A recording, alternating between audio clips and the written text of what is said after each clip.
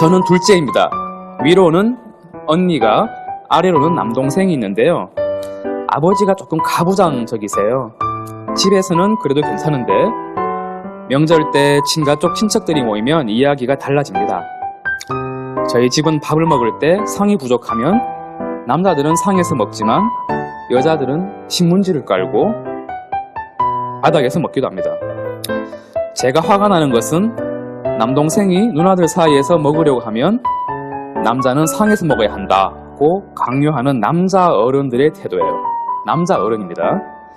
이제 남동생도 명절만 되면은 누나들에게 명령하듯 행동하고 점차 가부장적인 성격으로 변하는 것 같아서 걱정이 된다고 하셨습니다. 명절만 되면 제가 해결할 수 없는 부분에 대해서 스트레스 받고 있다고 하셨는데 실명도 괜찮다고 하셨네요. 김소희 양이 주셨는데요. 일단 보자. 김소희 양 어디 계시는지. 예, 이쪽에 있어요. 예. 네. 안녕하세요. 안녕하세요. 네, 예. 나이부터 먼저 좀 여쭤도 될까요, 혹시나? 네. 21살이에요. 예. 네, 올해. 그리고 둘째면 밑에 남동생이 있는데. 밑에는 남동생은 6살 차이. 6살 차이시고. 언니는 3살 차이 나는 언니. 네네. 명절 때 유독 어떤 모습이, 이제 지금 사연을 봤잖아요? 네. 근데 어떤 느낌이, 어떤 분위기가 가장 제일 생각만 해도 힘든지, 답답한지 네. 조금만 말씀 주시면 좋겠어요. 이제 사소한 거 있잖아요. 밥 먹을 때. 네. 아들은 그 모서리에서 먹으면 안 된다. 자, 누나랑 바꿔야지. 이런 말 있잖아요. 아주 사소한 말. 그리고 또 돈 줄 때도, 아들은 좀 더 받아야지. 이런 분위기. 그리고, 제사에 여자는 하는 거 아니지? 자, 방에 들어가 있고, 아들만 나와볼래? 이런 말? 이런 말에서 조금씩 상처를 받는 것 같아요. 그런 말씀 들을 때 어떤 기분 드세요? 좀 답답하긴 한데, 네. 또, 저만 그러는 것도 아니고, 또, 어른들이 그렇게 해왔으니까, 저도 그냥 따라야지라는 생각이 들긴 하는데, 네. 뭔가 바꿔야겠다는 생각은 들지만, 바꿀 수 없잖아요. 답답하다는 거는 신체적인 느낌이거든요. 네. 감정적인 느낌은 아니에요. 네. 저 같으면 되게 화가 났을 것 같은데? 이 불합리하잖아요. 네. 맞죠? 네. 우리 항상 3, 4분기, 4, 4분기 안 좋아요? 어머니도 마찬가지예요. 3, 4분기에 우리 추석이 있고, 그 다음 여기 나름대로 덜목은 많으시지만, 이제 그 다음에 김장철도 있어요. 어머님들 세대가 추석, 김장철, 그 다음에 이제 설, 이때가 굉장히 우리나라 특유의 스트레스 받는 시대인데, 그때 되면 저는 저희 진료 때는 정말 각종 촉이 서는 시기입니다. 여하튼 제가 오늘 주장하는 거는 너무 우울해요. 지금 뭔가 시험에 떨어졌다든지 만약에 애인하고 헤어졌다. 그런데 내일 그 다음 날이 명절이네, 설이네, 어떡하지? 조금 쉬어도 됩니다.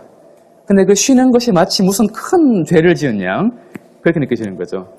결국은 가족이기 때문에 오히려 늘 상처를 많이 받아요. 방금 사연 주신 분처럼 모두 다 겪는 문제입니다. 사실은 모두 다 명절 때 하나같이 약간 명절이 100% 다 진짜 정말 TV에 나온 것처럼 정말 쾌활하고 해맑게 이렇게 지내는 분들은 거의 없을 거예요.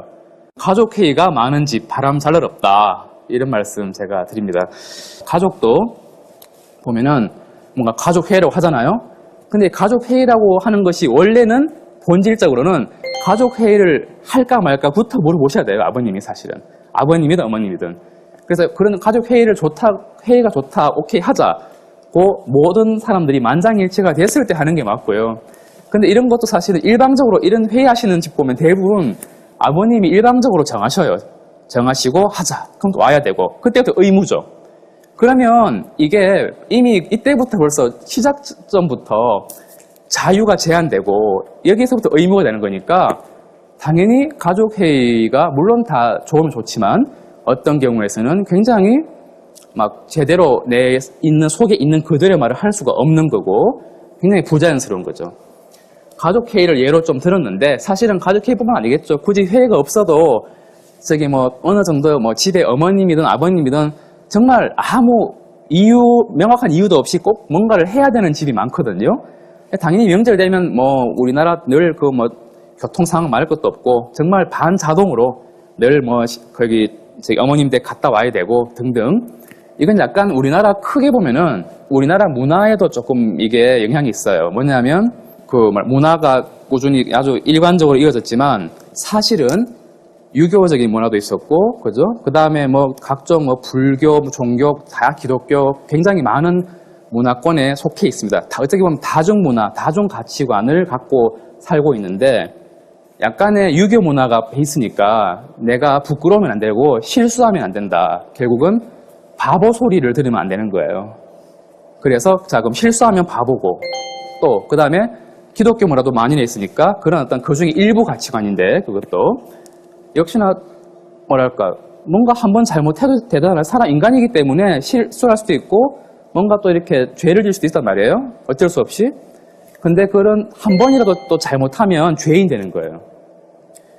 결국은 한 번 실수하면 바보고 한 번 잘못하면 죄인인 이런 나라에서 살고 있습니다.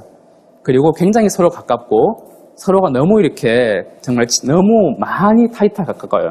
이런 사회는 굉장히 서로가 눈치를 많이 보게 되고 서로 조심하게 되죠. 그러다 보니까 룰이 굉장히 딱딱해지고 그러면서 그거를 어기는 순간부터 막 다른 사람들의 시선이 다 집중되는 거예요.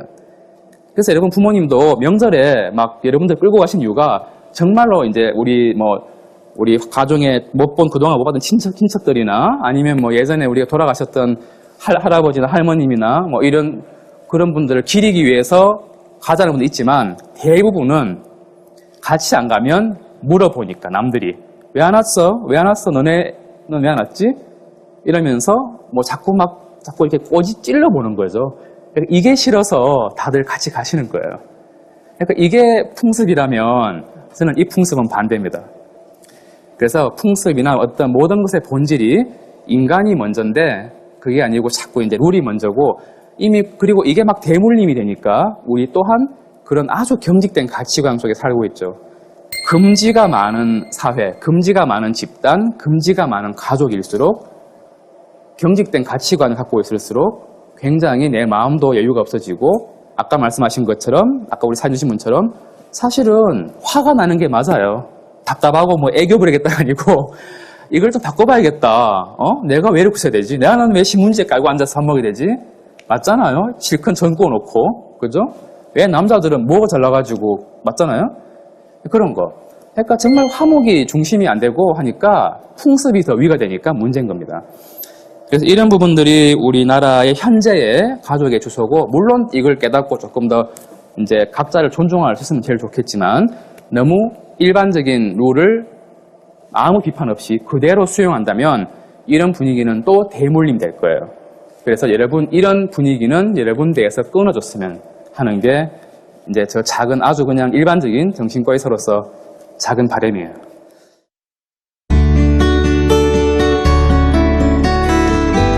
같이 있지 않으면 가족의 의미가 없어요. 항상 같이 있어요. 가족. 이 정도. 이 정도 있는 것 같아, 이 정도. 이 정도는 가깝겠지? 그만큼. 보여요? 그만큼.